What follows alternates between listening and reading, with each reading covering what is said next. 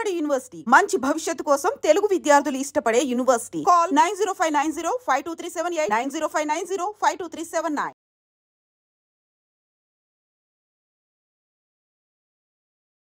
2023లో ఆయన all India ర్యాంకర్లో 780 సాధించారు. ఇంకా నాకు సరిపోదు అంటూ ఆయన మరొకసారి రాశారు. ఆయన పట్టుదలకి భగవంతుడు సహకారం, ఆయన కృషికి అసలు తల్లిదండ్రుల ఆశీస్సులు చేదోడు వాదడుగా ఉండడంతో ఈసారి 2024లో 350 ర్యాంక్ సాధించారు.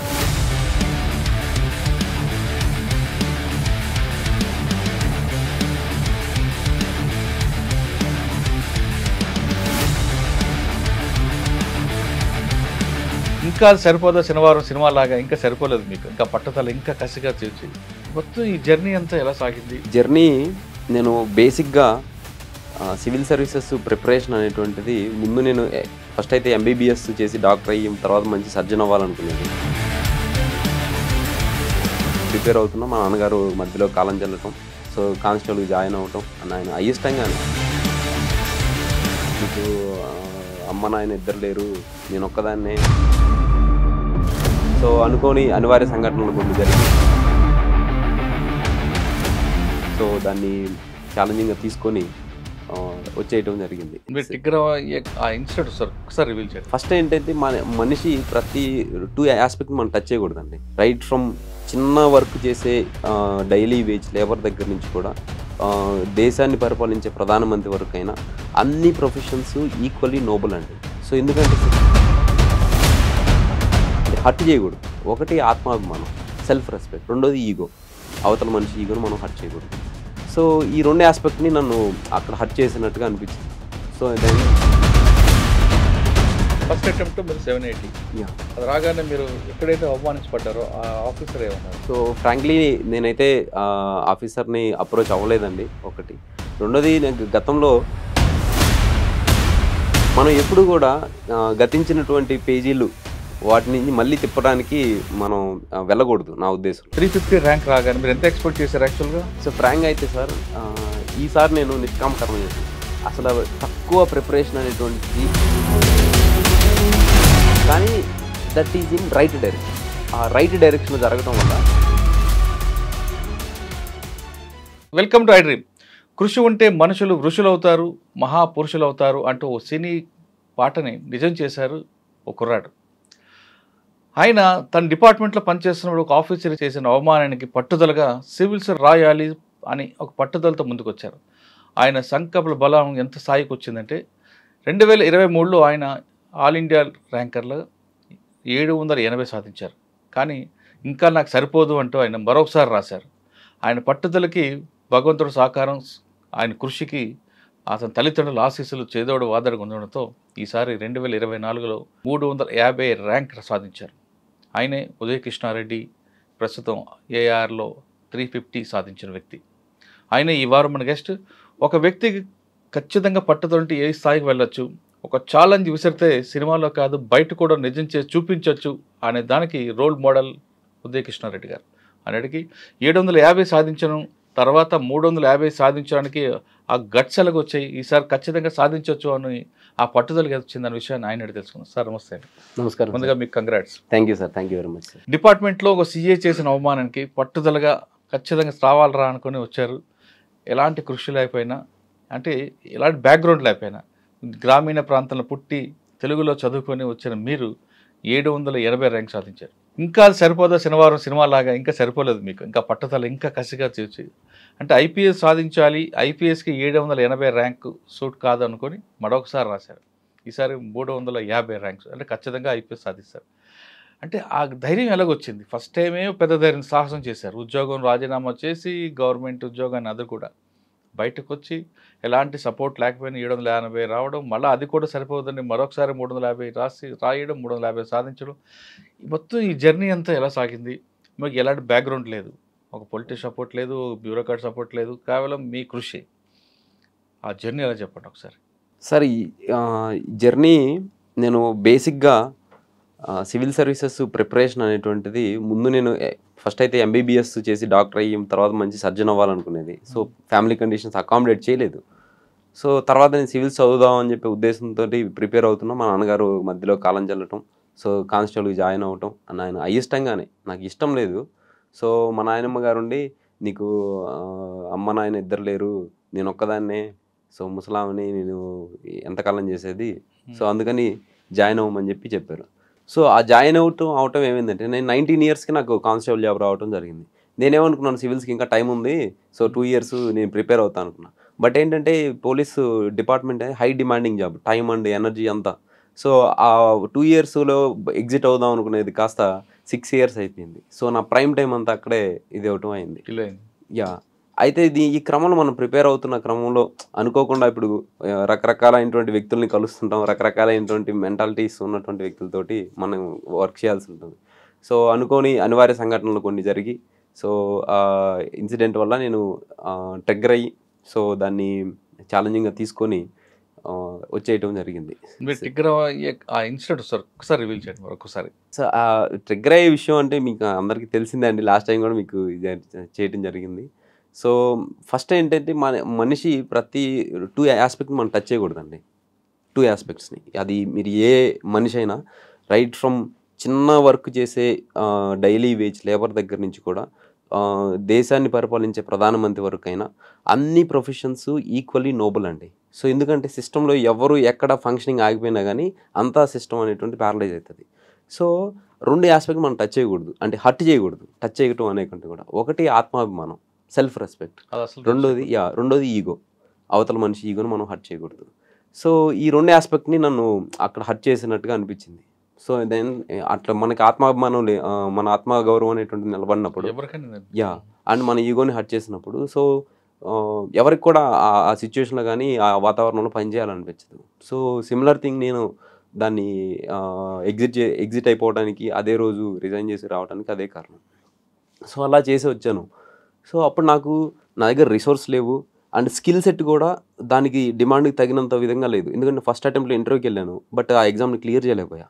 సో నేను ఇంకా స్కిల్ సెట్ని అప్గ్రేడ్ చేసుకోవాలి, అండ్ ఫైనాన్షియల్ రిసోర్సెస్ పెట్టుకోవాలి. అండ్ ఈ ఎగ్జామ్ని సక్సెస్ రేట్ అనేటువంటిది మీకు తెలుసు 0.01% ఆల్మోస్ట్. సో ఈ ఎగ్జామ్ని ఎంత దూరం అయినా కానీ ఈ బ్యాటిల్ని కంటిన్యూ చేయాలి. అట్లా నెవర్ గివ్ అప్ మెంటాలిటీ అనేటువంటిది ఉండాలి. సో వీటన్నిటికి నేను అప్పటికే సిద్ధపడిపోయి ఉన్నా. సో అది ఇన్నేట్గా వచ్చింది, అంటే స్వతహాగా మా నాన్నగారు కూడా ఆయన ఒక వారియర్ లాగే ఇది చేసేవాళ్ళు. సో అటువంటి కొన్ని మెంటాలిటీస్ సో నాకు వచ్చాయి. ఏంటి, మనం దేన్ని గివప్ చేయకూడదు, ఏదైనా గివప్ చేయటం అనేటువంటిది ఉండదు నా దగ్గర. సో ఒక టార్గెట్ పెట్టుకొని దాన్ని అచీవ్ చేయాలి నో మ్యాటర్ వాట్. సో ఈ క్రమంలో నేను ఫైనాన్షియల్ రిసోర్స్ పూల్ చేసుకోవటం, రెండోది నాకు కావాల్సినటువంటి స్కిల్ సెట్ని అప్గ్రేడ్ చేసుకోవటం, మూడోది ఏంటంటే despite of getting lot of many failures, దీంట్లో ఖచ్చితంగా మనం సాధించాలనేటువంటి పర్సివరెన్స్ని మెయింటైన్ చేయటం. ఈ 3 కలగలిపి ఈరోజు ఈ రిజల్ట్స్ వచ్చిందండి. ఓకే, ఫస్ట్ అటెంప్ట్ మీరు 780, అది రాగానే మీరు ఎక్కడైతే అవమానించబడ్డారో ఆ ఆఫీసర్ ఏమన్నారండి? సో ఫ్రాంక్లీ నేనైతే ఆఫీసర్ని అప్రోచ్ అవ్వలేదండి, ఒకటి. రెండోది, నాకు గతంలో మనం అంతా ఒక హ్యూమన్ బీయింగ్స్ అనేటువంటిది మనం ఒక టైం ఫ్రేమ్లో మూవ్ అవుతూ ఉంటామండి.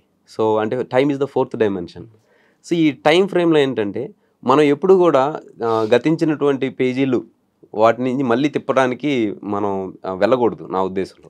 కానీ దాని నుంచి ఆ లెసన్ మనం నేర్చుకోవాలి. సో ఆ లెసన్స్ నేను నేర్చుకుంది ఏంటంటే, మీకు చెప్పాను, ఏ మనిషి ఆత్మగౌరవాన్ని మనం హర్ట్ చేయకూడదు, ఒకటి. రెండోది, ఏ మనిషి ఈగోని మనం హర్ట్ చేయకూడదు, 2. తర్వాత every individual in the entire system, not only in political system, police system or any system, every individual is equally important. ఎందుకనంటే మీరు పారిశుద్ధ్య కార్మికులు వీళ్ళు ఉంటారు, వాళ్ళు స్ట్రైక్ అయితే మొత్తం సిటీ మొత్తం వాళ్ళ కళ్ళలో అవుతుంది, గార్బేజ్. సో అంటే ఈ every individual is equally important. So ఈ లెసన్స్ నేను నేర్చుకున్నా. So I will not be hurting individuals self respect. మీరు పాజిటివ్ మైండ్లో ఉన్నారు, కానీ 780 ర్యాంక్ వచ్చిన తర్వాత కూడా మీ గతంలో అవమానించిన ఆఫీసర్ మరొకసారి మీకు వెంటాడడం ప్రారంభించారు. మీ గురించి, మీ వేరే బోర్డ్స్ ఎక్కడ ఉన్నారు? అది జరిగిందండి. అది I don't know how you came to know about it. So ఆ వేరే బోర్డ్స్ చేయటం జరిగింది. సో నేను చెప్పాను జెంటిల్గా, సార్ నేనైతే ఈ ఇన్సిడెంట్ని నేను మైండ్లో పెట్టుకుని వెండటాకి లేదు సార్, మాట్లాడదా? లేదు, నేను మాట్లాడలేదు. ఆయన ఏమైనా అప్రోచ్ చేయారా మీకు? లేదు, సార్ కూడా అప్రోచ్ అవ్వలేదు. సో ఇంకేంటంటే జీవితంలో రకరకాల మనుషులను కలుస్తూ ఉంటాం. So and forgive and forget ఒకటి, okay. Learning the lessons and remembering them. And sir 780 వచ్చింది, మీకు ఐపీఎస్ రాదని మీకు అర్థమైపోయింది, మరొకసారి రాయాలనుకున్నారు, కానీ అప్పటికే మీరు ఫైనాన్షియల్ సోర్స్ అంతా కూడా అయిపోయింది, మీకు బ్యాక్గ్రౌండ్ ఏమి లేదు, కానీ ఇంకొకసారి అటెంప్ట్ చేయాలంటే దానికి ఒక గట్స్ ఉండాలి, ప్లాన్ బి ఉండాలి. ప్లాన్ బి ఉందా? లేదు, మన మీ జీన్స్ లో ఉన్న ఆ శక్తి ముందు తీసుకెళ్ళాలి. అన్నిటికన్నా ఇంపార్టెంట్ మీకు వెనకున్న ఆంజనేయ స్వామిని తీసుకెళ్ళాలి. Not having the plan B is my plan B sir. So ఎప్పుడైతే మీకు లీనియన్స్, ఓకే, కంఫర్ట్ జోన్ ఎప్పుడైతే ఉంటుందో దానివల్ల ఏమవుతుందంటే మీలో ఉన్న ఒక వారియర్ మెంటాలిటీ డౌన్ అయిపోతుంది. రెండోది మీ ఎప్పుడైతే మీరు కంఫర్ట్ జోన్లో ఉంటారో అప్పుడు మీ దగ్గర ఉన్నటువంటి పోరాట పటిమ ఆ కిల్లర్ ఇన్స్టింక్ట్ అంట నేను, అది డౌన్ అయిపోతుంది. సో ఇది ఇది ఇది ఇప్పుడు ఈ కంఫర్ట్ జోన్స్ అన్ని ఇప్పుడు వచ్చాయండి. సో మీరు జస్ట్ హిస్టరీలో కనుక బ్యాక్కి వెళ్తే ఆదిమానవుల కాలంలో కనుక మీరు వెళ్తే ఆదిమానవుడు ఎప్పుడు వారియర్ మెంటాలిటీతో ఉండేవాడు అండ్ కిల్లర్ ఇన్స్టింక్ట్తో ఉండేవాడు అండ్ టార్గెట్ కోసం ఎంత దూరమైన పరిగెత్తేవాడు. దాహం, ఆకలి, దప్పిక ఇటువంటి ఏమి ఉండేవి కాదు. వాడు ఉండే కేవ్ దగ్గర నుంచి 200-300 కిలోమీటర్లు కూడా వెళ్ళేవాడు ఒక రోజులో. సో అటువంటి మన ఇన్నెట్ మెంటాలిటీస్ ఏవైతే ఉంటాయో సో వాటిని హోనప్ చేసుకోవాలి. సో నేను వాటిని ఎప్పుడూ వదులుకోలేదు ఒకటి. రెండోది ఏంటంటే నన్ను visibly invisibly protecting my almighty lord Hanuman. So నిన్న కూడా నా రీల్స్ వచ్చిన రోజు కూడా మంగళవారం. సో ఆ ఆల్మైటీ నన్ను ఏ విధంగా ప్రొటెక్ట్ చేస్తానంటే it only I can tell you through experiences only. So అసలు ఇప్పుడు మా కజిన్ ఇక్కడే ఉన్నారు. సో నేను ప్రిలిమ్స్ నాకు ఏమైంది, ర్యాంక్ వచ్చిన తర్వాత ప్రిలిమ్స్కి ర్యాంక్కి గ్యాప్ మధ్యలో ఎక్కువ లేదు. ఇంకోటి ఏంటంటే 23లో చాలా బాగా పర్ఫామ్ చేశారని చాలా కాన్ఫిడెంట్ ఉండి నా ఇంటర్వ్యూ తర్వాత నేను ప్రిపరేషన్ అంత ఎక్కువ ఫోకస్ చేయాల, కొద్ది లీనియంట్గా ఉండేను అనమాట. సో దానివల్ల కూడా కొంచెం ప్రిపరేషన్ దెబ్బతినింది. తర్వాత మన సక్సెస్ వచ్చిన తర్వాత మనకేమవుతుందంటే సైకలాజికల్లీ డోపమైన్ రష్ వస్తుంది. సో వచ్చి మనం చదువుతుంది కూడా ఎక్కదు మనకి యాక్చువల్గా. సో అక్కడ మన కంఫర్ట్ జోన్ స్టార్ట్ అవుతుంది. సో అదొకటి. రెండోది ఏంటంటే మనం ఒకసారి మనం సక్సెస్ అయిన తర్వాత నెక్స్ట్ టైం కూడా మనల్ని అబ్దుల్ కలాం గారు ఒక మాట అంటారు, మీరు ఒకసారి సక్సెస్ అయ్యారు అనుకోండి, రెండోసారి సక్సెస్ కాలేదనుకోండి, మీ ఫస్ట్ సక్సెస్ని ఏమంటారంటే ఏదో గాలివాటంగా వచ్చిన సక్సెస్ అంటారు. సో అటువంటి వాటికి స్కోప్ ఇవ్వదు. రెండోసారి సక్సెస్ అయితే that you are efficiently proving yourself that you have all the skills that required to be achieved, గోల్ని అచీవ్ చేయడం కోసం అని అంటారు. సో అదొకటి నాకు పదే గుర్తొచ్చేది. సో ఈ నాలో ఆల్రెడీ ఉన్నటువంటి killer instinct and warrior mentality so. సో దీన్ని నేను ఆంజనేయ స్వామి ఆశీస్సులు. సో ఆ టైంలో చాలా most traumatic phase in my entire preparation of this 5 years అంటే నాకు ర్యాంక్ వచ్చిన తర్వాత నుంచి నేను ప్రిలిమ్స్ రాసిన మధ్యలో ఫేజ్ అండి. ఎందుకంటే expectations are high. Next rank మళ్ళీ ఎగ్జామ్ రాయాలి, మనం ప్రూవ్ చేసుకోవాలి. రెండోది మనకున్న టైం తక్కువ, చదవాల్సింది ఎక్కువ, అండ్ ఈ టైంలోనే మనకి బ్రెయిన్ ఫంక్షనింగ్ అనేటువంటిది డోపమైన్ రష్ వల్ల తగ్గిపోతుంది. సో ఇన్ని ఛాలెంజెస్ ఈ పెట్టుకొని నేను ఒకటి, so I kept on praying the Hanuman Swami, నేను ఇదిగో ఇట్లా నా పరిస్థితి ఎలా ఉంది, సో మీరే నన్ను ముందుకు నడిపించాలి ఒకటి. రెండోది ఏంటంటే ఆల్రెడీ ర్యాంకర్స్ ఉన్నారు. సో అఖిల్ బుద్ధి అని చెప్పేసి లాస్ట్ ఇయర్ ఐఏఎస్ వచ్చింది, తను కిరణ్ సాయంపు. సో దాంతోపాటు Nagabharat, so he is in to IPS now, so ట్రైనింగ్లో ఉన్నాడు. సో వీళ్ళు the keep on counselling me అనమాట. లేదు Uday, this is the thing, మీ మెంటాలిటీని మీరు ఇలా చేంజ్ చేసుకోవాలి, ఎలా చేంజ్ చేయాలి అని చెప్పేసి. సో మేము మామ అనుకుంటాం అన్నమాట. సో ఇలా తర్వాత తిరుపతిరావు గారు అని ఉన్నారు, 441 ర్యాంక్ ఐఆర్ఎస్ ఆఫీసర్. సో ఆయన ఏంటంటే ఇంకా అన్న అనుకుంటాం. సో మాకు చాలా సుదీర్ఘ పరిచయం ఉంది. ఆయన చెప్పాడు, బ్రో నీకున్న వారియర్ మెంటాలిటీకి, నీకున్న కిల్లర్ ఇన్స్టింక్ట్కి నువ్వు no matter what you will excel the exam. అట్లా ఇవన్నీ ఈ ఫేజెస్ని ఓవర్కమ్ చేసుకుంటూ అక్కడ దాకా రావడం. మీరు 350 ర్యాంక్ సాధించారు కాబట్టి మీరు గట్స్గా మాట్లాడుతున్నారు. కానీ సాధారణంగా ఒక వర్గం ఏముంటుందంటే సామాన్యుడు ఉద్యోగ రిజైన్ చేశాడు, 780 ర్యాంక్ కొట్టాడు, ఇంకా సరిపోదని మరొకసారి కాకుండా వెళ్ళాడు. అది ఒక బలుపు అనుకోవచ్చా, లేదా అది బలం అనుకోవచ్చా? సక్సెస్ అయింది కాబట్టి ఇది బలం, లేదంటే అది బలుపు అనుకుని ఒక కామెంట్ చేశారు అనుకోండి, అటువంటి కామెంట్స్ రావని కూడా చెప్పలేము. నేను చెప్తానండి, మీరు అన్నట్టు ఏమిటంటే కాన్ఫిడెన్స్కి ఓవర్ కాన్ఫిడెన్స్కి స్లైట్ డిఫరెన్స్ ఉంటుంది. Slight difference. అది ఓవర్ కాన్ఫిడెన్స్ అనుకున్నాడు రా అని ఎవరైనా కామెంట్ చేస్తే, యా. సో ఓవర్ కాన్ఫిడెన్స్ అనేటువంటిది ఎప్పుడు ఇంప్రూవ్ అవుతుందంటే మనకున్నటువంటి లిమిటేషన్స్ ఎవరికైతే తెలియవో అండ్ మనకున్నటువంటి వీక్నెసెస్ ఎవరైతే యాక్సెప్ట్ చేయరో, ఎవరైతే ఇగ్నోర్ చేస్తారో వాళ్ళు ఓవర్ కాన్ఫిడెంట్గా ఉంటారు. అండ్ మా కాన్ఫిడెంట్గా ఎవరు ఉంటారంటే మనకున్నటువంటి స్ట్రెంగ్త్, మనకున్నటువంటి వీక్నెస్ రెండూ తెలిసి వాటిని మన స్ట్రెంగ్త్ని రిలీజ్ అవ్వాలి అండ్ వీక్నెస్ని కూడా మనం రిలీజ్ అవ్వాలి అండ్ వీక్నెస్ మీద మనం వర్క్ చేస్తూ పోవాలి. ఓకే. సో ఇలా చేసే వాళ్ళు కాన్ఫిడెంట్గా ఉంటారు. సో మీరు అన్నారు చూసారు, సో మీరు ఓవర్ కాన్ఫిడెంట్ అంటే మీ టర్న్లో అంటే బలమా అనేటువంటి. సో నేను ఇక్కడ కాన్ఫిడెంట్గా చెప్పగలిగేది ఏంటంటే ఇది నేను బలమే అని చెప్తా. ఎందుకు అని అంటే I know my weaknesses. So నేను దాన్ని ఎలా ఓవర్కమ్ చేయాలో తెలుసుకున్నా and I took the help of peer group, expertise. Already ఈ ఫేజ్లో గాన్ త్రూ అయినటువంటి వాళ్ళతోటి ఇంటరాక్ట్ అయ్యాను, నేను దాన్ని బిల్డ్ చేసుకున్నాను. అండ్ నేను డోపమైన్ రష్ అనేటువంటిది అంటే సైంటిఫికల్ అనలైజ్ నేను చదువుతున్నాను, బుర్రకెక్కట్లా, టైము తక్కువ ఉంది. సో ఏం చేయాలి? So that is the spiritual వే. నువ్వు వెళ్ళి నిన్ను నువ్వు సరెండర్ చేసుకొని, సో ఇది నా మానవ ప్రయత్నానికి అందట్లేదు, సో మీరు నన్ను ముందుకు నడపండి.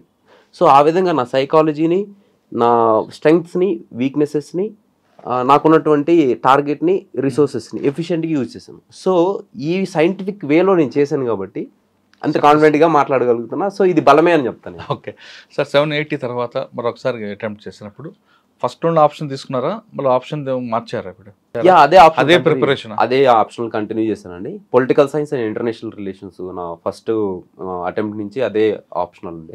సో దానిలో నాకు పొలిటికల్ సైన్స్ ఇంటర్నేషనల్ రిలేషన్స్లో పీజీ కూడా చేశాను. నేను డ్యూయల్ పీజీ చేశాను, ఒకటి Ambedkar open university and IGNOU రెండింటి నుంచి చేయడం జరిగింది.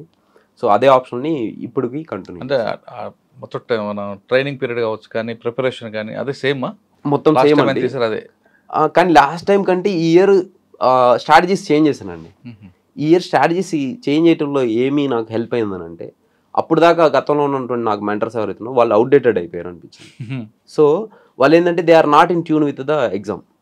సో నౌ ఇప్పుడు నాకు ర్యాంకర్స్ ఆల్రెడీ ర్యాంక్ కొట్టినారు. ఇప్పుడు నాకు థర్డ్ ర్యాంక్ కొట్టిన అనన్యారెడ్డి గారి దగ్గర నుంచి, సో అన్ని మొత్తం లిస్ట్లో ఉన్న తెలుగు వాళ్ళు, సో మిగతా వాళ్ళందరితో నాకు యాక్సెస్ వచ్చింది. ఓకే. సో మనం ఫ్రీక్వెంట్గా మీట్ అవుతూ ఉంటాం, ఏదైనా మీటప్స్కి వాళ్ళు వచ్చినప్పుడు కానీ, మనం వచ్చినప్పుడు కానీ, వెళ్ళినప్పుడు కానీ ఇలా మీట్ అవుతున్నప్పుడు అండ్ ఎగ్జామ్ టైంలో ర్యాంకర్స్ కమ్యూనిటీ చాలా హెల్ప్ చేసుకుంటారండి.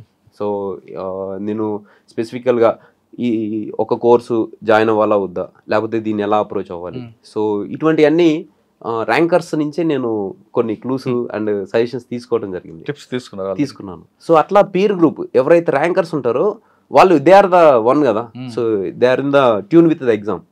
సో వాళ్ళ దగ్గర నుంచి నేను ఇన్పుట్స్ తీసుకున్నాను. అలా తీసుకొని ప్రిపరేషన్ అనేటువంటి చేసి ఈ సంవత్సరం ఆల్టర్నేట్ చేయడం ద్వారా ర్యాంక్ కూడా ఆల్టర్ అయ్యింది. ఓకే. సగం మారిపోయింది కదా, 780 నుంచి 50% తగ్గింది. కానీ ఈసారి మరొకసారి అటెంప్ట్ చేసి 150 కూడా వచ్చే అవకాశం ఉందేమో కదా? యా ఉందండి. మీన్ సోఫార్ నాకు 5 attempts అయ్యాయి. సో 2 కదా, only 1 attempt. So that is some technical issue ఉంది, that is going on in it is sub judice, so I don't want to comment. Sir second time మీరు ఇంటర్వ్యూకి వెళ్ళారు. Third time interview. ఆయన గుర్తుపట్టారా? Team board ఏం గుర్తుపట్టిందా? Board గుర్తుపట్టలేదు sir, but 2 times I got the compliment that. నేను ఏం చేశానంటే తెలుగు మీడియం ఆప్ట్ చేశాను. సో తెలుగు మీడియం ఆప్ట్ చేసి ఇంటర్వ్యూకి, సో నేను ఇంగ్లీష్లో మాట్లాడతాను, that they will allow it generously. So నేను మాట్లాడేటప్పుడు ఇద్దరు లాస్ట్ టైము గౌరవనీయ సభ్యులు బీబీ స్వైన్ గారు, సో ఈసారి సంజీవ్ వర్మ గారు గౌరవనీయ సభ్యులు. సో ఇద్దరు నాకు your English is very good, never feel that you may not excel in this conversations and all, so you will be going to do very well, so take my appreciation please అని చెప్పారు. Sir ఈసారి బోర్డులో ఏమడిగారండి? Main question ఏమడిగారు? జనరల్గా అడగడం వేరే ఉంటాయి, correct cut off point ఏమడిగారు? నన్ను మేజర్గా అడిగినటువంటి ఏంటంటే సోషల్ సెక్టార్ స్కీమ్స్కి సో బడ్జెట్ అవుట్లే అనేటువంటిది ఎలా, so central sector scheme, central sponsor scheme వాటికి సంబంధించి తర్వాత దిశ ఎన్కౌంటర్ హైదరాబాద్లో ఉంటున్నా అని చెప్పినప్పుడు దిశ ఎన్కౌంటర్ పైన మీ ఒపీనియన్ ఏంటని అడిగారు. ఏం చెప్పారు మీరు?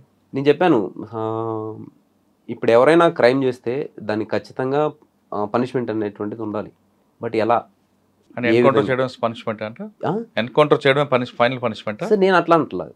నేనేమంటానంటే నేనేం చెప్పానంటే సార్ మనం ఎవ్రీ సొసైటీలో డీవియన్స్ బిహేవియర్ ఉంటుంది. So the deviance behaviour and mentality leads to the crime.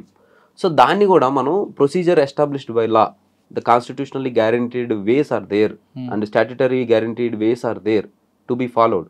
So వాటిని ఫాలో అవ్వాలి. సో వాటిని ఫాలో అయితే ఏంటంటే ఇప్పుడు న్యాయ వ్యవస్థ మీద గౌరవం పెరుగుతుంది అండ్ ఇన్స్టిట్యూషనల్ ఆస్పెక్ట్స్, ఇది పోలీస్ అనేటువంటి ఒక ఇన్స్టిట్యూషన్ మీద గౌరవం పెరుగుతుంది. కొన్ని క్రిటిసిజమ్స్ కూడా రావడం జరిగింది. సో ఇటువంటి అవాయిడ్ అవుతాయి అండ్ ఈక్వాలిటీ బిఫోర్ లా అనేటువంటిది కూడా అప్హోల్డ్ అవుతుంది. బట్ ద థింగ్ ఈస్ దీన్ని హేస్టీగా చేయటం వల్ల ఏమవుతుందంటే ఇటువంటి ప్రెసిడెంట్స్ని పెట్టుకొని మిస్యూజ్ చేసేటువంటి అవకాశం ఉంటుంది. ఎందుకు అనంటే మనం we are in a democratic setup where ఒక సర్పంచ్గా పోటీ చేసి నేను కానిస్టేబుల్గా చేశాను కాబట్టి నేను ఆ ఎగ్జాంపుల్ చెప్పే వాళ్ళకి. సో నేను సర్పంచ్గా పోటీ చేసి గ్రామ సర్పంచ్గా ఓడిపోయిన వ్యక్తి కూడా కానిస్టేబుల్ని ఎస్ఐల్ని ఇన్ఫ్లుయెన్స్ చేయాలని ట్రై చేస్తారు గ్రౌండ్ లెవెల్లో. సో అటువంటి డెమోక్రటిక్ సెటప్లో మనం ఉన్నప్పుడు ఇంకా టాప్ లెవెల్లో ఉన్నటువంటి వాళ్ళు ఇటువంటి ప్రెసిడెంట్స్ని పట్టుకొని మిస్యూజ్ చేయరని గ్యారంటీ ఏంటి?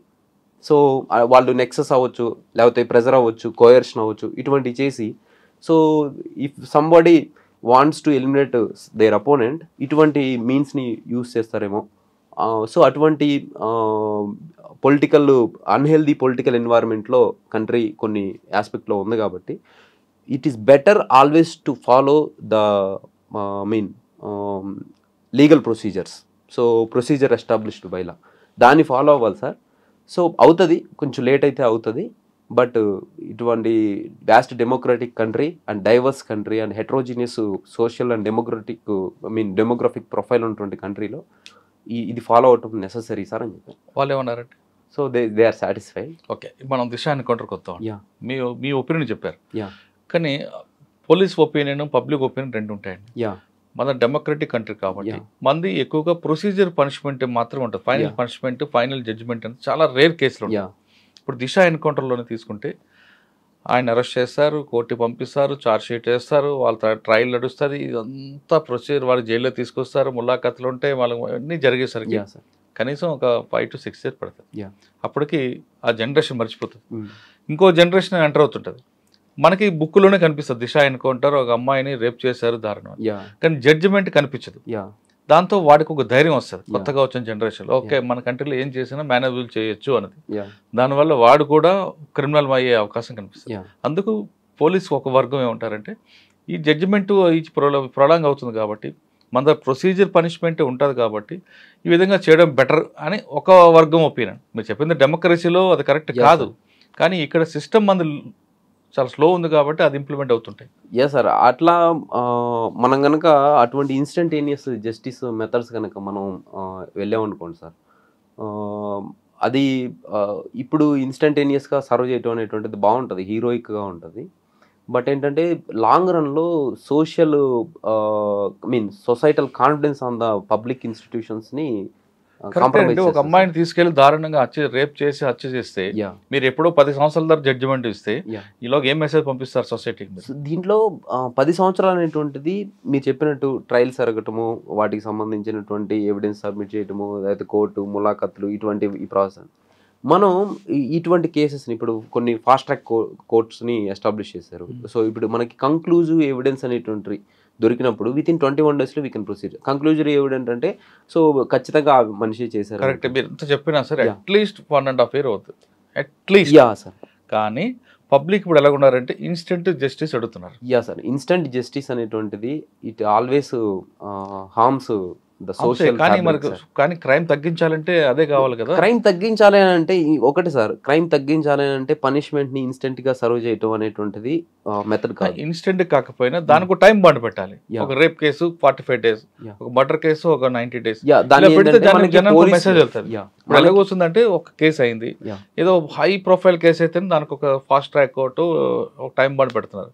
జనరల్ కేసులో అయితే దాన్ని ప్రొసీజర్ పనిష్మెంట్లో పంపిస్తారు. అరెస్టు, రిమాండ్, అది ఆ చార్జ్ షీట్, రిమాండ్ రిపోర్ట్లో ఏం చెప్పడం మీడియాకి ఇవ్వడం, మీడియా ట్రయల్, ఇదంతా జనం మర్చిపోయి ఇంకో కేసు పడగానే మీడియా కూడా మర్చిపోతారు, జనం కూడా మర్చిపోతారు. మీరు మనం చూసుకోండి ఇండియాలో ఏ సెన్సేషనల్ కేసులు అయితే మాత్రమే ఫాలోఅప్ ఉంటుంది మీడియా కానీ పబ్లిక్ కానీ. లేదంటే ఆ కేసుకు ఆ 1 వీక్ 10 డేస్లోనే చార్జ్ షీట్ అయిపోతుంది, మీడియా ట్రయల్ అవుతుంది, మీడియా ట్రయల్ ఆ కేసు చచ్చిపోతుంది. పోలీస్ కూడా ఒక వర్గం దీనికే అలవాటు పడ్డారు.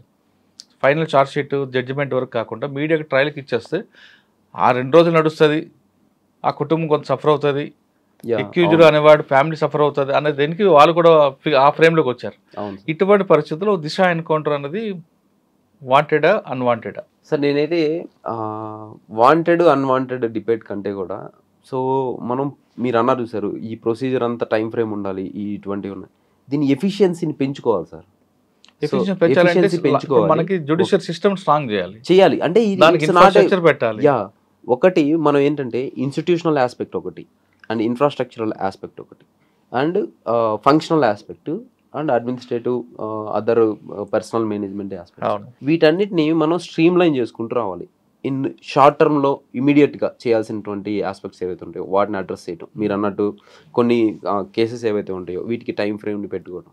అండ్ మనకేంటంటే మన కంట్రీ అనేటువంటిది చాలా ప్రాబ్లమ్స్ ఫేస్ చేస్తుంది సార్, అంటే in terms of judiciary and in terms of police and all.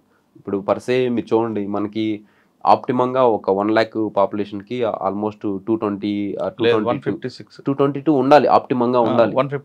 ఇప్పుడు 145. సో అంటే ఇంతమంది పోలీస్ పర్సనల్స్ క్రంచ్ అనేటువంటిది ఉంది. తర్వాత సిస్టమేటిక్గా కూడా కొన్ని డిలేస్ ఉన్నాయి. సో వీటన్నిటిని మనం చేసుకుంటూ ఇప్పుడు మీకు ఒకటి society and systems and institutions ఎప్పుడు కూడా ఎవల్యూటనరీగా ముందుకెళ్ళాలి సార్, ఎవల్యూటనరీగా ముందుకెళ్ళాలి. సో అలా ఎవల్యూటనరీగా ముందుకు వెళ్ళినప్పుడు మాత్రమే మనం ప్రోగ్రెసివ్ సొసైటీకి టువర్డ్స్ మనం ముందుకెళ్ళగలుగుతాం. ఎప్పుడైతే రెవల్యూటనరీగా స్టార్ట్ అవుతుందో అక్కడ ఏమవుతుందంటే ద ఇన్స్టెంట్ చేంజెస్, ఇన్స్టెంట్ వీటికి జస్టిస్ అనేటువంటి వాటి వల్ల, సో ఇప్పుడు మనం ఉన్నామండి, ఈ బిల్డింగ్ని తీసేసేసి ఇంకో బిల్డింగ్ కట్టాలనుకోండి, జనాలు అందరూ ఉన్నప్పుడు లేకపోతే అంత మొత్తం ఒక బ్లాస్ట్ చేయలేము. దీన్ని బ్రిక్ బై బ్రిక్ తీసేసి దాన్ని మళ్ళీ ఎస్టాబ్లిష్ చేసి ఒక ప్లాన్ తోటి ముందుకు రావాలి. సో ఇన్స్టెంట్గా చేయడం వల్ల ఏమవుతుందంటే షాక్ గురవుతుంది, and sustainability of the system and institutions compromise అవుతాయి. సో అందుకనే నేను ఈ ఎవల్యూటనరీ ప్రాసెస్ ఏదైతే ఉందో దాన్నే నేను బిలీవ్ చేస్తాను. మీరు అలా చేస్తారు, బాగానే ఉంది. అంటే మీరు నెక్స్ట్ ఆఫీసర్ అయిన తర్వాత అది ఇంప్లిమెంట్ చేస్తారో లేదా ఎన్కౌంటర్ స్పెషలిస్ట్గా ముద్రపడతారో చూద్దాం. ఓకే, నెక్స్ట్ ఇంకోటి, మీరు బయటకు వచ్చారు, మీకు అర్థమై ఉంటుంది పాస్ అవుతాను లేదా వెంటనే తెలిసిపోయి ఉంటుంది. 350 ర్యాంక్ రాగానే మీరు ఎంత ఎక్స్పెక్ట్ చేశారు యాక్చువల్గా? సో ఫ్రాంక్ అయితే సార్ ఈసారి నేను నిష్కామ కర్మ చేశాను సార్. మీరు నన్ను ఫ్రాంక్గా అడిగితే హానెస్ట్గా అసలు తక్కువ ప్రిపరేషన్ అనేటువంటిది జరిగింది ఈ అటెంప్ట్కే సార్. ఓకే, కానీ that is in right direction. ఆ రైట్ డైరెక్షన్లో జరగడం వల్ల తక్కువ టైం స్పెండ్ చేసి తక్కువ ఎఫర్ట్స్ పెట్టినప్పటికీ కూడా సక్సెస్ అనేటువంటి. ఎంత వస్తుంది అనుకున్నారు ర్యాంక్ మీరు? నేనైతే నిష్కామ కర్మ చేశాను సార్. ఎంత వచ్చినా నేను లాస్ట్ ఇయర్ అయితే ఐ వాజ్ ఎక్స్పెక్టింగ్ టాప్ 100లో ఉంటుంది అనుకున్నా, బట్ దట్ డిడెంట్ హ్యాపెన్. తక్కువ టైంలో తక్కువ మంచి డైరెక్షన్ తీసుకెళ్ళిన వ్యక్తి ఎవరు? నేనే సార్. ఎందుకనంటే సో చేశారు, నాకు ఎక్స్టర్నల్గా హెల్ప్ చేశారు. సో మీరు అన్నారు చూసారు ఫైనాన్షియల్ రిసోర్సెస్ మిగతా ఇవి. సో మన ఆవుల్ రమేష్ రెడ్డి సార్ గారు ఉన్నారు, సార్ అయితే somehow he came to know that I'm struggling with financial resources. అసలు నేనేం అడగలేదు, నేనేం చేయలేదు. సార్ నాకు వాళ్ళ అసిస్టెంట్ని పంపించి ఒక నోట్బుక్, ఒక greeting and some amount of envelope పంపి రాసి I know your potential and don't distract with any other menial things, just focus on the exam, you will crack it అని చెప్పి ఒక గ్రీటింగ్ రాసి ఆ నోట్బుక్ ఇచ్చి పంపించారు. సో బ్యూటీ ఏంటంటే ఆయన తర్వాత చాలా ఇన్సిడెంట్స్లో లేకపోతే మీటింగ్స్లో అంటే కలిసినప్పటికి కూడా సో అంటే ఆయన దాన్ని కూడా ఎవరికి కూడా చెప్పనివ్వాల. So but I want to tell it. అంటే అటువంటి వ్యక్తులు కూడా ఉండడం గొప్ప విషయం కదా. చాలా గొప్ప విషయం. కొంతమంది ₹10 ఇచ్చి 10 మందికి చెప్తారు, Yeah. 100 మందికి చెప్పే రోజులు ఉన్నారు. ఇప్పుడు ఆయన ఎంత ఇచ్చినా తెలియదు కానీ ఇంతవరకు that was very reveal big చేయలేదు. amount actually. That was ఆయన very big. అది ఆ greatness. The 1 year entire preparation కి సరిపోయే amount. అబ్బో. Yeah. So and అంటే courses మీకు పెద్దగానే ఇచ్చారు అయితే. Yeah. కానీ ఇప్పుడు ఎక్కడ మీరు రివీల్ అది చేశారు, నేను చెప్తున్నా. ఆయన ఇప్పుడు ఎవరికి సో చెప్పారు. ఆయన ఇది కూడా రేపు చూసి ఎడిట్ అంటారు. ఆయన మెంటాలిటీ సో దట్ అది. ఈస్ ద బ్యూటీ ఆఫ్ అంటే ఆయన మీకే కాదు చాలా మంది హెల్ప్ చేస్తుంటారు, అదొక హ్యాబిట్. అజ్ఞాతవాసి లాగా హెల్ప్ చేస్తారు. అదే సార్, ఇప్పుడు వచ్చింది, ర్యాంక్ వచ్చింది, ఇప్పుడు ఖచ్చితంగా మీకు ఐపీఎస్ వస్తుంది అనుకుందాం. సరే, మీ నాన్నమ్మ గారు ఏమన్నారు? ఆమెకి ఇవన్నీ ఏం తెలియదు, చెప్పలేదు. నా కొడుకు మనోడు ఐపీఎస్ అవుతాడు అనుకున్నారా? అది కూడా తెలియదు సార్. ఆమెకి మార్కులు వచ్చినాయా అంటది, ఆ మార్కులు వచ్చినాయి, పాస్ అయ్యేవా లేదా అంటది. పాస్ అయ్యాను, పాస్ అయ్యాను, ఏ ర్యాంక్ పాస్ అయ్యేది కూడా రాదు, పాస్ అయ్యేవా అంటది ఆమె ఆశ. సో ఏమన్నారు రెండోసారి ఐపీఎస్ వేస్తానంటే ఏమన్నారు? కాకి వచ్చిందంటే ఆమెకి ఇవన్నీ తెలియదు. సో మళ్ళీ పోలీస్ గుడ్లో ఉద్యోగం వచ్చిందా అన్నది. పోలీస్ గుడ్డలు, పోలీస్ గుడ్డలో ఉద్యోగం అంటే పోలీస్ యూనిఫామ్. సరే, మీ అత్తయ్య గారి కూతురు, సో మామయ్య గారి కూతురు. యా సార్, ఇది సరే సరే, ఓకే. మొత్తం ఫ్యామిలీ మెంబర్స్ హ్యాపీ. మీకు ఒక సపోర్ట్ చేసిన ఒక లేడీ ఉండాలిగా అమ్మ, గుడి దగ్గర మీకు పరిచయం చేసే, గుడిని పరిచయం చేసిన. యా టెంపుల్లో ఉన్నటువంటి స్వామి గారు, వాళ్ళు they are very happy. Okay sir, police మీరు తెలుగు మీడియం నుంచి వచ్చారు, అవును. నెక్స్ట్ మీరు ఐపీఎస్ ఆఫీసర్ అవుతారు. తెలుగు అన్నది మన 2 రాష్ట్రాల్లో ఉన్న తెలుగు ప్రజలందరికీ అమ్మ భాషను కాదనలేం, మన భాషని అందరూ ప్రేమిస్తారు, మనం తప్ప. ఇప్పుడు మీరు ఐపీఎస్ అయిన తర్వాత పోలీస్ స్టేషన్కి, అంటే మీరు నాకు కాలేదు కానీ మీకు వచ్చిన డిస్కషన్ తీసుకొస్తారు, ఎందుకంటే మీరు దిశ ఎన్కౌంటర్ మాట్లాడారు కదా, మీకు ఒక విజన్ ఉంది. మీరు యూనిఫామ్ వేసుకున్నాక ఏం చేయాలని విజన్ మీకు ఉంది కాబట్టి క్వశ్చన్ వస్తుంది. పోలీస్ స్టేషన్కి వచ్చిన బాధితుడు తెలుగులో ఫిర్యాదు రాస్తాడు, నాకు పలానా వ్యక్తి కొట్టాడు, తిట్టాడు, ఏదో చేశాడు. దాన్ని విచారించిన ఆఫీసర్లు ఇంగ్లీష్లో ఎఫ్ఐఆర్ ఇస్తారు. అవును, కరెక్టా కాదని విచారించి సేమ్ కంటెంట్ని ఇంగ్లీష్లో మార్చి ఎఫ్ఐఆర్ వస్తుంది. ఓకే, తర్వాత అది విచారణ జరుగుతుంది. జరిగిన తర్వాత ఎవరైతే ఆరోపణలు ఎదుర్కొంటున్నాడో ఆ వ్యక్తిని పిలిపించి ఆయన కూడా తెలుగులోనే మాట్లాడతారు. అవును, అతను అరెస్ట్ చేస్తారు. రిమాండ్ రిపోర్ట్లు ఇంగ్లీష్ ఉంటుంది, అవును. తర్వాత ఛార్జ్ షీట్ వేసిన ఇంగ్లీష్లో ఉంటుంది, అవును. లాస్ట్ జడ్జిమెంట్ ఇంగ్లీష్లో వస్తుంది. అవును. ఇక్కడ 2 విషయాలండి, బాధితుడికి కానీ ఆరోపణలు ఎదుర్కొన్న వ్యక్తికి కానీ క్రెడిబిలిటీ ఉందంటారా? అంటే నేను చేసిన, నేరం చేశాను, నా నేరాన్ని తగ్గట్టు శిక్ష పడిందని అతను కానీ, నాకు అన్యాయం జరిగింది, అన్యాయం తగ్గట్టు ఉందని ఇతను కానీ నమ్మే అవకాశం ఉంటుందా? ఒకటి. ఈ సిస్టమ్ మిగతా రీజనల్ స్టేట్స్లో ఉంది కానీ మన స్టేట్లో ఎందుకు లేదు? దీని మీద మీరు ఏమైనా పోరాటం చేస్తారు?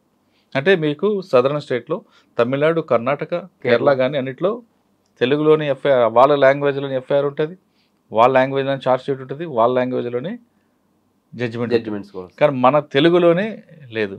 దీనిపై మీరేమైనా యాక్షన్ చేస్తారా? లేదు నలుగురితో పాటు నారాయణ అనుకుని మీరు కూడా ముందుకు వెళ్తారు? మీరు అన్నారు సిస్టమ్ మీద, దీని మీద పోరాటం చేస్తాను. పోరాటం కాదు కానీ ఇనిషియేటివ్స్ తీసుకొస్తామండి. సిస్టమ్ ఎప్పుడు కూడా మనం ఇనిషియేటివ్స్ తీసుకొస్తాం. ఇప్పుడు ఉందా ఈ సబ్జెక్ట్? మీరు ఐడెంటిఫై చేస్తారా, నోట్ చేశారా? యా, నేను కోర్ట్ కానిస్టేబుల్ చేశానండి. నేను కోర్ట్ కానిస్టేబుల్ చేశాను. ఆ టైంలో నేను ఈ కేస్ డైరీలు, ఈ కోర్టుకు సబ్మిట్ చేయాల్సిన డాక్యుమెంట్స్ అండ్ జడ్జిమెంట్ కాపీస్ ఇవన్నీ కూడా తీసుకొని అవన్నీ లైజనింగ్ చేయాల్సిన డ్యూటీ అది. సో నేను అప్పుడు అబ్జర్వ్ చేశాను. సో ఈ సమస్య అనేటువంటిది మీరు క్షేత్రస్థాయిలో ఖచ్చితంగా ఉంది. సో దాన్ని మీరు చదువుకున్నారు కాబట్టి పర్వాలేదు, వాళ్ళు కాపీ పేస్ట్ లో తప్పులు వస్తాయి. అండ్ ఈవెన్ ఇప్పుడు కొన్ని ప్రాక్టీసెస్ ఏంటంటే SHOలు, స్టేషన్ హౌస్ ఆఫీసర్స్, ఎవరైతే ఇన్వెస్టిగేషన్ ఆఫీసర్స్గా ఉంటున్నారో వాళ్ళకి they are not finding time యాక్చువల్గా. So investigation, law and order, బందోబస్తు, ఇంకొక డ్యూటీ. సో ఇవన్నీ ఉండటం వల్ల కొన్ని కేస్ డైరీలు అయితే వాళ్ళే రాయకుండా ఎవరన్నా రిటైర్డ్ ఎస్ఐలు, రిటైర్డ్ రైటర్లు వాళ్ళ చేత డబ్బులు ఇచ్చి రాపించడం. తర్వాత కొన్ని ఛార్జ్ షీట్లు కూడా మిగతా ఏవైతే ఉంటాయో పేపర్ వర్క్ అంతా ఏదైతే ఉంటుందో వాళ్ళు అసైన్ చేయడం. వీళ్ళు ఏంటంటే కొంతమంది ఎక్స్పర్ట్స్ ఉంటారు, కొంతమంది ఏమో కాపీ పేస్ట్ చేస్తారు. సో ఇప్పుడు మర్డర్ కేసు అనుకోండి, దానికి ఒకటే ప్రొఫార్మా ఉంటుంది, అక్యూజ్డ్ పేరు ఒకటే మారుతుంది. అక్యూజ్డ్ పేరు మారుతుంది. సో ఇట్లా ఉంటుంది. సో అంతకుముందు మాకు హెడ్ కానిస్టేబుల్ గారు ఉండేవాళ్ళు. ఆయన దూకుడుగా, దురుసుగా, వేగంగా, నిర్లక్ష్యంగా, ఈ 4 ఫ్రేజెస్ ఎవ్రీ యాక్సిడెంట్ దానికి రాస్తారు.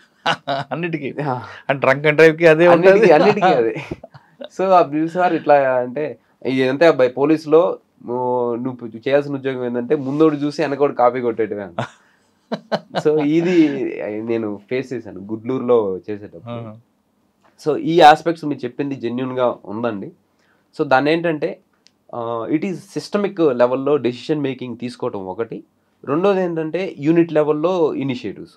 సో ఆల్ టుగెదర్ స్టేట్ లెవెల్లో ఇనిషియేటివ్స్ అనేటువంటిది hire bureaucracy and the political executive decide చేస్తే, సో ఒకవేళ నేను ఆఫీసర్గా నేను పోస్టింగ్ అయితే మాత్రం సో నా యూనిట్ పరిధిలో నేను ఇనిషియేటివ్ తీసుకొస్తాను. సో దాన్ని తీసుకొచ్చి ఇప్పుడు మనం ఆర్టిఫిషియల్ ఇంటెలిజెన్స్ ఏదైతే ఉందో, సో ఈ ఆర్టిఫిషియల్ ఇంటెలిజెన్స్ దాన్ని యూజ్ చేసేసి తర్వాత నేషనల్ ట్రాన్స్లేషన్ మిషన్ అనేటువంటిది కూడా గవర్నమెంట్ తీసుకొని వచ్చింది. సో దాన్ని తీసుకొచ్చి సో వీటిని మనం ఆ రిసోర్సెస్ని ఉపయోగించి మీరు చెప్తున్నట్టు ఏవైతే right from the FIR copy to judgment copy, so వీటిని మనం తెలుగులో సర్వ్ చేసేటువంటి వెసులుబాటు ఉంది. కానీ మీ నుంచి స్టార్ట్ అవ్వచ్చు కదా అని. అదే నేను అంటుంది. సో యూనిట్ ఇప్పుడు నేను ఖచ్చితంగా నేను యూనిట్ ఆఫీసర్గా ఉన్నప్పుడు ఖచ్చితంగా ఆ ఇనిషియేటివ్ అనేటువంటిది నాతో స్టార్ట్ అవుతుంది. అండ్ ఇంకా ఇన్నోవేటివ్ మెథడాలజీస్ కూడా అనేటువంటివి స్టార్ట్ అవుతాయి. సార్ ఇవి కాకుండా మీరు గ్రౌండ్ నుంచి వచ్చారు. అవును. అంటే పిల్లర్ ఆఫ్ పోలీస్ నుంచి యూనిట్ ఆఫీసర్ స్థాయికి వచ్చారు. పిల్లర్ ఆఫ్ పోలీస్ పడ్డ కష్టాల నుంచి మీరు చూసి వచ్చారు కాబట్టి ఇంకా ఏం చేస్తే పోలీస్ ఇమేజ్ పెరుగుతుందని మీకు మైండ్లో ఒకటి ఫ్రేమ్ అయి ఉంటుంది. అవును. అసలు ఆ ఫ్రేమ్లో ఉన్నదని చెప్తారా లేదా ఇంప్లిమెంట్ చేసి చూపిస్తారా? సో ఇంప్లిమెంట్ చేసి చూపిస్తాను అండ్ మీకు బ్రీఫ్లీ కూడా నేను చెప్పగలుగుతాను. సో పోలీస్ ఇమేజ్ అనేటువంటిది 3 ఆస్పెక్ట్స్లో ఖరాబ్ అవుతుందండి. పోలీస్ ఇమేజ్ అనేటువంటిది ఒకటి interface between civilian and police personnel.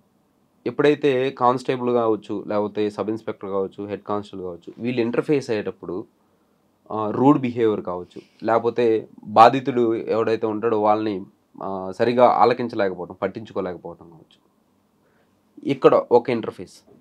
రెండోది ఎక్కడంటే పెట్టి corruption and corruption. 2 types of corruptions. పెట్టి కరప్షన్ అండ్ కరప్షన్. పెట్టి కరప్షన్ అంటే మామూలు కరప్షన్ అంటే 100 రూపాయలు 500 ఈ కానిస్టేబుల్స్ ఏం చేస్తారంటే 100 రూపాయలు 200 300 ఇట్లా తీసుకుంటారు. అండ్ ఇంకోటి ఏంటంటే కరప్షన్ ఒక కేసు ఫైల్ చేయడానికి కోసం, దీని చేయడం కోసం 10,000 20,000 ఇలా కూడా SHOs వీళ్ళు తీసుకోవడం జరుగుతుంది. రెండోది. మూడోది ఏంటంటే ఇన్స్టిట్యూషనల్ ఆస్పెక్ట్స్ వల్ల డిలే జరుగుతాయండి. ఇన్స్టిట్యూషనల్ ఆస్పెక్ట్స్ వల్ల డిలే జరుగుతాయి. ఫర్ ఎగ్జాంపుల్ నేను గుడ్లూరులో కానిస్టేబుల్గా చేసేటప్పుడు అక్కడ నేను పుట్టక ముందు నుంచి కూడా కొన్ని సమన్స్ సర్వ్ అవ్వాల. అవన్నీ మనకి MCRs మంత్లీ క్రైమ్ రివ్యూస్ ఇవన్నీ వస్తూ ఉంటాయి. అవన్నీ తీసుకొని అప్పుడున్నటువంటి SP గారు టార్గెట్స్ ఇచ్చేయడం జరిగింది, మీరు సర్వ్ చేయాల్సిందని. సో నాకు అవుట్ ఆఫ్ ఇంట్రెస్ట్, సో ఈ టపాల్ డ్యూటీకి సమన్స్ సర్వ్ చేయడానికి ఎవరు వెళ్ళరు, ఎందుకంటే డబ్బులు ఖర్చు అయిపోతాయి అండ్ జర్నీలో ఉంటారు, ఇప్పుడు ఇంటికి దూరంగా ఉండాలి. సో నేను అప్పుడు కానిస్టేబుల్, సో నాకు కొద్దిగా ఇంట్రెస్ట్, సో వాటిని నేను తీసుకుని నేను ఒడిశా కూడా వెళ్ళడం జరిగింది సమన్స్ సర్వ్ చేయడం కోసం. తర్వాత ఒకటి ఇరిగేషన్ డిపార్ట్మెంట్లో ఆయన ఏదో క్రైమ్ చేస్తే స్కామ్ చేస్తే దానికి సంబంధించి సో ఆయన కోసం నేను ఒక ఇరిగేషన్ డిపార్ట్మెంట్లో ఫస్ట్ ఆయన ఒంగోలులో ఉంటా అంటే ఒంగోలు వెళ్ళి ఆ నుంచి ధవళేశ్వరం దగ్గర అక్కడ ఉంటా అంటే అక్కడికి వెళ్ళా. అక్కడి నుంచి విశాఖపట్నం మళ్ళీ అక్కడి నుంచి పిఠాపురం వెళ్ళా. అక్కడి నుంచి పుట్టపర్తి వెళ్ళానండి, హైదరాబాద్ వచ్చా. హైదరాబాద్ నుంచి పుట్టపర్తి వెళ్ళి ఆయన ఒక అపార్ట్మెంట్లో ఉంటున్నారని చెప్పి తెలిసి నేను ఆ అపార్ట్మెంట్కి వెళ్ళా. ఆయన ఒక 1 week 10 days బ్యాకే పక్క అపార్ట్మెంట్కి షిఫ్ట్ అయ్యారు. సో నేను అక్కడ వాచ్మెన్ని ఓకే అక్కడ ఉండట్లేదు అనేసరికి నేను కొంచెం పేషెన్స్గా ఉండి అక్కడ వాచ్మెన్ ఎవరైతే సర్వ్ చేస్తుంటారో ఇటువంటి చిన్న యాక్టివిటీస్ వాళ్ళని అడిగితే ఆయన పక్క అపార్ట్మెంట్లో వెళ్ళి ఆయన తలుపు తట్టంగానే ఆయన షాక్ అయ్యారండి. తమ్ముడు నా కోసం ఈ 10 years నుంచి ఎవరు రాలేదు, నువ్వు వచ్చావని చెప్పి. సో నేను మాకు ఇవన్నీ అవసరం లేదు సార్, సంబంధం తీసుకోండి సంతకం పెట్టండి అని చెప్పాను. లేదమ్మా ఇది నేను అటు చూసుకుంటా ఇటు చూసుకుంటా ఏదని చెప్తే మనకి CRPCలో ప్రొసీజర్ ఉంటుంది, ఇంటికి అతికిచ్చి చేసేసి వచ్చేది. అది చేశాను. సో ఇలా సిస్టమిక్ ఇష్యూ అండి. అంటే దాన్ని ఎవరు ఇనిషియేటివ్ తీసుకోకపోవటం. ఇప్పుడు అప్పుడు ఉన్న SP గారు కూడా దాన్ని మీరు చెయ్యండి అని పుష్ చేయడం ఒకటి. రెండోది నేను ఇంట్రెస్టింగ్గా ఉన్నటువంటిది. సో ఇలా సిస్టమిక్ ఇష్యూ. అండ్ ఇంకోటి స్టేషన్ మేనేజ్మెంట్ చేయడం కోసం కొంత ఫండ్ మంత్లీ పేపర్ ఖర్చులే స్టేషన్లో ₹1,00,000 అవుతాయండి ఎవ్రీ మంత్. కానీ మన స్టేషన్స్లో 25,000 30,000 మంత్లీ చాలా ఉంటుంది. సో ఇలా ఇన్స్టిట్యూషనల్ ఆస్పెక్ట్ అండ్ ఇన్స్టిట్యూషనల్ ఆస్పెక్ట్లో కూడా కొన్ని డిలేస్, కొన్ని మిస్సింగ్ కేసెస్ ఉంటాయి. సో దానికి ప్రత్యేకంగా ఒక మనిషిని పెట్టి పంపించలేరు. మన వాళ్ళు ఏం చేస్తారంటే 2 PCలను అసైన్ చేసాము, వాళ్ళు బస్ స్టాండ్ దగ్గరికి వెళ్ళి ఎత్తుకొచ్చారు, మళ్ళీ ఇక్కడ ఇదే రాసుకుంటారు ఆ కేసు డైరీలో, ఇంకా అదే రిపీట్ అవుతుంది 10 ఏళ్ళు 12 ఏళ్ళ నుంచి. సో ఇట్లా అంటే మ్యాన్ కొరత ఉండటము, ఇనిషియేటివ్ తీసుకునే వాళ్ళు లేకపోవడం, దాన్ని పర్సూ చేసే వాళ్ళు లేకపోవడం, ఇలా పబ్లిక్ ఇంటర్ఫేస్, కరప్షన్ కరప్షన్లో 2, మూడోది ఇన్స్టిట్యూషనల్ ఆస్పెక్ట్. ఈ 3 ఆస్పెక్ట్స్ వల్ల మనకి పబ్లిక్లో పోలీస్ ఇమేజ్ అనేటువంటిది పోతుందండి. ఈ మూడింటిని మీరు సెట్ చేస్తారు. రైట్. నేను కరప్షన్ లో మీరు 2 రకాలు చెప్పారు. Yeah. పెట్టి కరప్షన్, వేరే కరప్షన్, విజిబుల్ కరప్షన్. అది పోలీసులో కరప్షన్ అనేది ఎక్కడ ఉంటుంది, కానీ పోలీస్ అనేది విజిబుల్ కరప్షన్ కాబట్టి ఎక్కువ ఎక్స్పోజ్ అవుతుంది. కానీ ఇన్ఫ్లుయెన్స్ కరప్షన్ ఒకటి ఉంటుంది. అవును, అది ఐడెంటిఫై చేశారు. నేను ఇన్ఫ్లుయెన్స్ కరప్షన్ ఐడెంటిఫై చేశాను, అండ్ దానికి కూడా నేను గురయ్యాను. అంటే అది ఇప్పుడు అరికడతారా మీ పీరియడ్ లో? అది అరికట్టడం అనేటువంటిది ఇన్స్టంటేనియస్గా ఇప్పుడు ఏమైందంటే sir, political intervention in the bureaucratic day to day administrative affairs and decision making అనేటువంటిది ఎక్కువైపోయింది సార్, ఎక్కువైపోయింది. బట్ నాకు ఇప్పుడు ఎవ్రీ ఆస్పెక్ట్లో జెన్జీని నేను క్రిటిసైజ్ చేస్తాను యాక్చువల్లీ. సో జెన్జీ అంటే ఇంపల్సివ్గా ఉంటారు, కెరీర్ ఓరియంటెడ్ ఉండరు, లేకపోతే చాలా సోషల్ ఎటిక్యూట్స్ అనేటువంటి ప్రాపర్గా ఫాలో అవ్వరు, అట్లా కొన్ని ఆస్పెక్ట్లో. కానీ ఒక ఆస్పెక్ట్లో మాత్రం నేను జెన్జీని అప్రిషియేట్ చేస్తాను. ఎలా అంటే అప్పట్లో ఇప్పుడు ఈ పొలిటీషియన్స్కి ఓవర్గా మూవ్ అయిపోయి, సో ఓట్ వేయటం అనేటువంటిది డబ్బులకో మందుకో వీటికి వాళ్ళు లొంగరు. They have their own individual autonomy and they have their own judgemental capacity. So వాళ్ళు ఎంత పెద్దోళ్ళని క్వశ్చన్ చేస్తారు, ఒకటి. రెండోది ఏంటంటే, మీరు ఇన్ఫ్లుయెన్స్ అయిపోయి ఓట్ అయ్యిందంటే వేరు. ఇన్ టర్మ్స్ ఆఫ్ ఎంటర్టైన్మెంట్ వీటిలో ఇన్ఫ్లుయెన్స్ అవుతారు, బట్ వీళ్ళు ఓట్ వేయమంటే క్వశ్చన్ చేస్తారు. సో ఆ ఆస్పెక్ట్లో జెన్జీ నేను అప్రిషియేట్ చేస్తాను.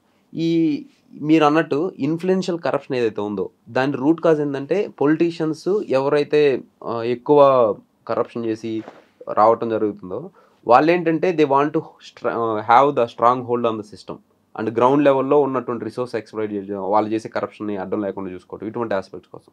ఎప్పుడైతే ఈ జెన్జీ నెక్స్ట్ ఇంకా 4-5 years లేకపోతే ఇంకొక 10 years తర్వాత జెన్జీ అనేటువంటిది స్ట్రీమ్ లైన్లోకి వచ్చి ఇప్పుడు మెజారిటీ అనేటువంటి దానిలోకి వచ్చినప్పుడు they will decide the fate of politicians. అలా మెచ్యూరిటీ అనేటువంటిది ఇంప్రూవ్ అవుతూ క్వశ్చనింగ్ కెపాసిటీ అనేటువంటి ఇంక్రీజ్ అవుతున్నప్పుడు అప్కమింగ్ 15 to 20 yearsలో ఈ ఇన్ఫ్లుయెన్స్ కరప్షన్ ఏదైతే ఉందో దాన్ని మినిమైజ్ చేయొచ్చు. దీంతో పాటుగా మనకి పోలీస్ రిఫార్మ్స్ కూడా చాలా వార్ మోడ్లోనే జరుగుతున్నాయండి. సో మనకు కనిపించట్లేదు. అంటే అది ఒక్కటే కాకుండా ఒక ఆర్టీసీ బస్సు బస్ స్టాండ్ నుంచి బయలుదేరి ఆ ఎస్ఐ గారి ఇంటి ముందు ఆగాలి, అది కరప్షన్ కింద వస్తుంది కదా? ఖచ్చితంగా కరప్షన్ కిందకి వస్తుంది. కరప్షన్లో చాలా రకాలు ఉన్నాయండి.